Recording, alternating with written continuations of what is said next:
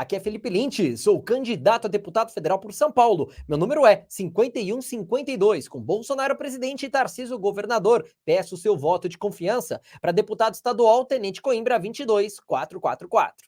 O grande ministro Tarcísio de Freitas e futuro governador do estado de São Paulo participou de uma sabatina ao vivo na TV Globo. E é claro que o jornalista, metido a lacrador, resolveu fazer aquelas perguntas tentando colocar o grande Tarcísio contra a parede. Só que Tarcísio, extremamente preparado que é, conseguiu dar um corte Tramontina melhor do que o outro. Quer assistir? Só separamos os melhores momentos. Editora, bora lá! O senhor construiu a sua vida, sobretudo, em Brasília, se mudou para cá recentemente, há cerca de um ano, e justamente já para disputar o cargo mais importante do estado mais rico do país. Como é que o senhor pretende convencer o eleitor de que conhece profundamente os problemas de São Paulo, sem ter essa vivência de longo prazo? O jornalista começa a tentar alimentar aquela velha narrativa, sabe? De que Tarcísio, ele nasceu no Rio de Janeiro, que ele não deveria se candidatar por São Paulo, que nem daqui ele é. Pois é. Só que o Tarcísio, extremamente preparado, respirou fundo e mandou essa, simplesmente respondendo a pergunta com as ações que ele fez enquanto ministro da Infraestrutura aqui no estado de São Paulo. Respondeu com trabalho, com ações. Eu comecei a minha vida profissional em São Paulo e, de fato, o que a gente tem percebido nas andanças é que o nosso projeto está sendo muito bem acolhido. Aquele cidadão que gasta 3 horas, às vezes, se deslocando por falta de um transporte público de qualidade, porque as linhas do metrô não se expandiram, aquelas pessoas que estão ali na fila esperando um tratamento eletivo, aquelas pessoas que são vítimas dos assaltos todos os dias, que têm o seu celular que muitas vezes compraram no crediário e acabou de ser roubado, aquela mãe que chega e não encontra o professor no ensino médio, aqueles pequenos agricultores que estão sentindo a falta de apoio do governo, por falta do Centro de Assistência Técnica Integral, porque não estão vendo o crédito ou seguro agrícola, eles percebem o que nós estamos falando e ninguém está preocupado com a sua certidão de nascimento.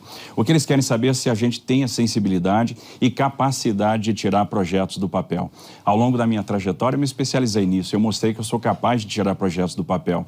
A gente usou muita criatividade para fazer infraestrutura no Brasil, para conseguir fazer portos, e a gente fez portos como nunca antes, a gente conseguiu ali fazer rodovias supermodernas, a gente resgatou o transporte ferroviário, fizemos a maior quantidade de leilões da história e sempre usando muita criatividade, porque num período de baixo recurso, a gente teve que usar a criatividade, estruturar bons projetos, atrair o capital privado para fazer justamente essa transformação na infraestrutura que está acontecendo. Espetacular!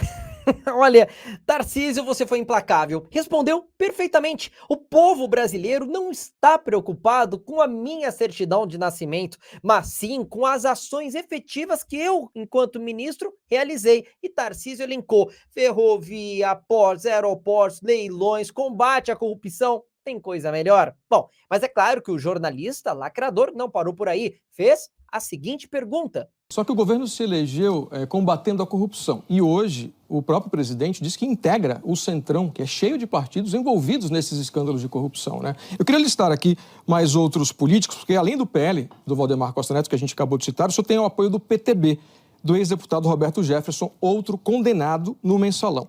E no lançamento da sua pré-candidatura, finalzinho de julho, 30 de julho, estavam no seu palanque a filha de Roberto Jefferson, Cristiane Brasil, né, que é acusada pelo Ministério Público do Rio de desviar milhões de reais lá do Rio de Janeiro. E também estava o ex-presidente da Câmara dos Deputados, Eduardo Cunha, condenado e preso na Lava Jato. Como é que o senhor pretende combater a corrupção, mostrar que na prática ela não vai se dar com esses aliados? O jornalista veio com aquela pergunta, olha, mas tem pessoas envolvidas em escândalos de corrupção, como que o senhor pode afirmar que o seu governo, caso seja eleito, será livre desse tipo de gente? Tarcísio, espetacularmente, mais uma vez, respondeu. Bom, primeiro, quem disse que eles vão participar do governo?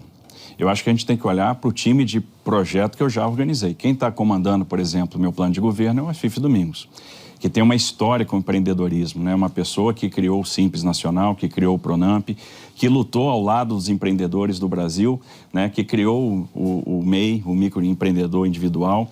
Então, uma pessoa que está ligada ao setor produtivo, está ligada à geração de emprego.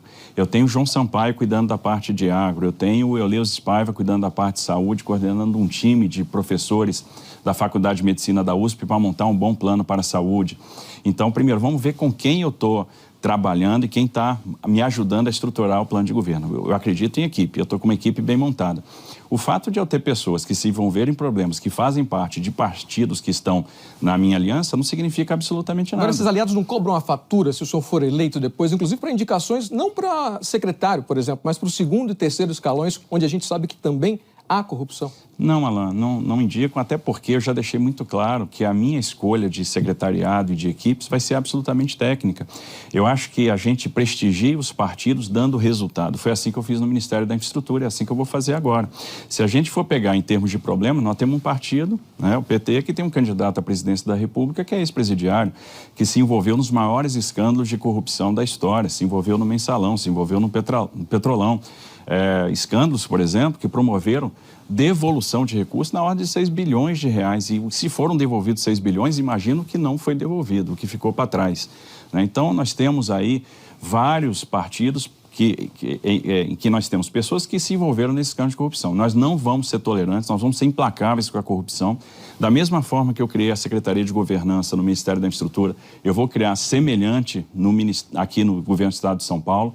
Vamos mobiliar com policiais, com pessoas que têm uma história no combate à corrupção. Nós vamos ser intransigentes com isso. E a escolha do secretariado e dos postos chaves do governo vai ser absolutamente técnica, porque nós vamos ter o governo focado no atingimento de resultados. Mais uma resposta espetacular. Tarcísio de Freitas, 2. Jornalista lacrador, 0. Tá virando uma goleada, hein? Aliás, acho que logo menos vai parecer a Alemanha. Uma verdadeira lapada. Tarcísio foi muito perfeito ao deixar claro que essas pessoas que estão na aliança com ele não necessariamente vão ocupar cargos no governo, não necessariamente essas pessoas vão pertencer ao secretariado, a ações que vão dar direcionamento sobre o próximo governador do estado de São Paulo. Tarcísio, ao mesmo tempo, deixou muito claro que enquanto ministro deu exemplo e não permitiu escândalo de corrupção, não permitiu que empreiteiras como o OAS e Odebrecht figurassem em seu governo, diferentemente do que aconteceu com o ex-presidente Lula, desencadeando inclusive a sua condenação em primeira, segunda e terceira instância. E Tarcísio muito bem lembrou também que ele, Lula, um ex-presidiário, concorre livremente à presidência da República e a própria imprensa brasileira, em sua grande parte, permanece calada. Mas o jornalista da TV Globo não se cansou e resolveu fazer outra pergunta. Como governador, como é que o senhor pretende aumentar a fiscalização dessas pessoas que andam armadas? E a resposta do grande Tarcísio foi essa. Olha, a gente tem que aumentar o policiamento ostensivo, por isso que é importante valorizar a polícia, aumentar o efetivo, fazer concurso, pagar melhor salário, redistribuir os efetivos nas cidades para ter uma distribuição ótima, né, para acompanhar e ter realmente monitoramento em pontos críticos. Observe que a gente teve aí uma maior flexibilidade na questão do posse e do porte de arma, né? E entendo que o cidadão tem que ter a liberdade de tomar essa decisão e os desvios têm que ser severamente punidos. Agora, o que acontece é que o número de homicídios caiu no Brasil, a gente está tendo 20 mil mortes a menos todos os anos, 20 mil homicídios a menos. O feminicídio caiu, o índice de homicídios é o menor desde 2011. Então, observe que há também um efeito de dissuasão aí que está repercutindo positivamente na questão da segurança pública. Essa doeu, hein? Olha, depois dessa, 3-0 para o Tarcísio de Freitas. Já pode pedir música no Fantástico. Por isso, pessoal, que eu, enquanto candidato a deputado federal por São Paulo, vou arduamente lutar em Brasília para fortalecer essas pautas que o ministro Tarcísio espetacularmente acabou de defender. No caso, a ampliação e garantia do direito de posse e porte da defesa da liberdade e da vida do cidadão de bem. Ao mesmo tempo, enquanto deputado federal, lá em Brasília, vamos trabalhar para que impostos e burocracias sejam devidamente reduzidos. Também irei trabalhar arduamente para que os crimes de corrupção sejam considerados hediondos, fazendo com que a progressão de regime seja ainda mais dificultada e as penas cada vez mais severas, para que pessoas como Luiz Inácio Lula da Silva possam não mais ficar concorrendo livremente por aí ao maior cargo político que existe em uma nação, no caso, o de presidente da República. Por isso que, mais uma vez aqui neste vídeo, eu peço o seu voto, um voto de confiança, 51-52 para deputado federal. Saiba que precisamos eleger 70 deputados aqui no estado, por isso peço o seu voto de confiança. E caso você queira me apoiar, mas não é daqui do estado de São Paulo, saiba que você pode me indicar para amigos e familiares que votam aqui em São Paulo. Meu nome é Felipe Lintz, te vejo na próxima oportunidade e tchau, tchau.